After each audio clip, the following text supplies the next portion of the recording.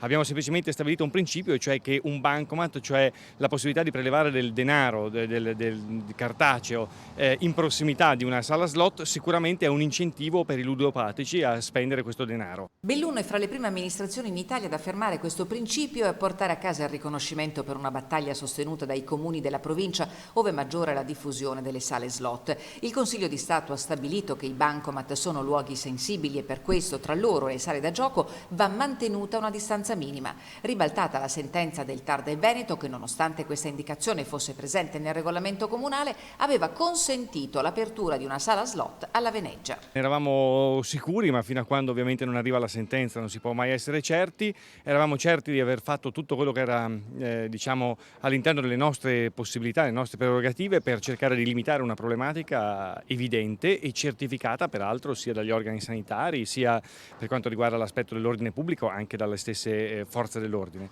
Nell'aprile dello scorso anno Palazzo Rosso si appellò contro la sentenza del TAR, sospesa con ordinanza del Consiglio di Stato all'inizio del 2020. Nel dispositivo il Consiglio di Stato riconosce che la necessità del rispetto di una distanza minima tra uno sportello bancomat e una sala da gioco prevista dal regolamento comunale sia una questione di salute pubblica, rilevando finalità di carattere sociosanitario e attinenti al governo del territorio.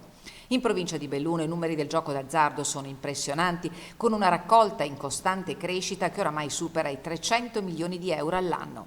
Il contrasto alla ludopatia si svolge ad ogni livello. Tra le iniziative che Palazzo Rosso sta portando avanti da mesi con i comuni dell'Alpago, della Valbelluna e del Feltrino, quella dell'unificazione degli orari d'apertura delle sale slot che consente di limitare gli spostamenti dei giocatori pendolari.